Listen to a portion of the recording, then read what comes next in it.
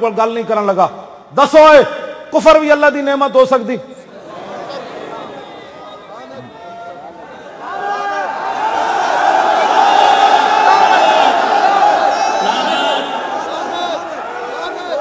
پھر 10 حضور کی آمد کا مقصد کیا رہ گیا؟ جی کفر بھی اللہ دی تو نعمت کہہ رہا تو پھر 10 رسول اللہ نے اتنے لوگا پتھر کیوں مارے؟ توجہ بھائی، میرا ایک سوال ہے بحیثیت مسلمان، پوری امت سے سوال ہے.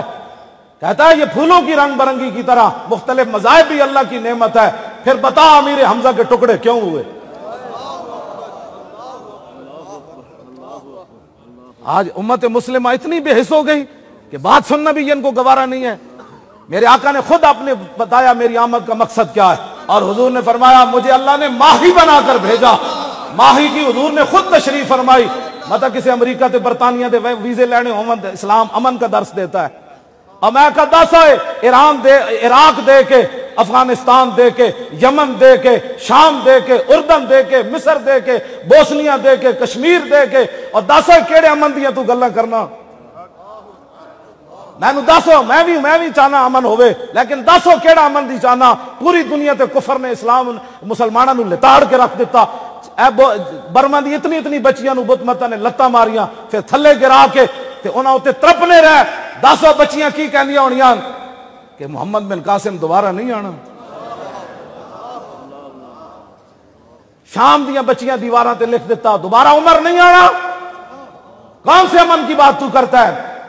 امن اس وقت ہوتا ہے جب بلال کعبے کی چھت کے اوپر چڑھ جائے.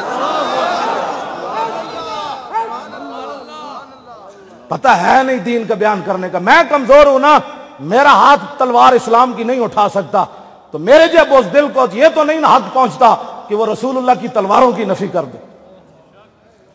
بوس دل بندے کا کام ہی نہیں ہے دین کی ترجمانی کرنا.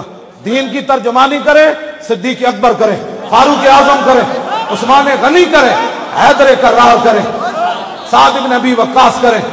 میدان احد 1000 تیر چلایا میدان احد حضور دی طرفوں سعد بن ابی وقاص نے. یہ حضور دے امی جان دے خاندان چون حضور انہاں نو ویکھ کے فرماندے ہوندے سن کسے دا ایہو جہا ماما تے میرے سامنے لیاؤ. حضور اتنا فخر کردے سن سعد بن ابی وقاص ہوتے. 1000 تیر چلایا میدان احد تے حضور نے قانون بدل دیتا. ساری دنیا کہندی حضور میرے ماں باپ آپ تے قربان ہوون. جدو رسول اللہ حضرت سعد نو تیر پکڑاندے سن تے آپ فرماندے سن ارمے یا سعد فدا کا بی و امی، اور میں سعد میرے دشمناں نو تیر مار، میرے ماں باپ تیرے اوتے قربان ہو.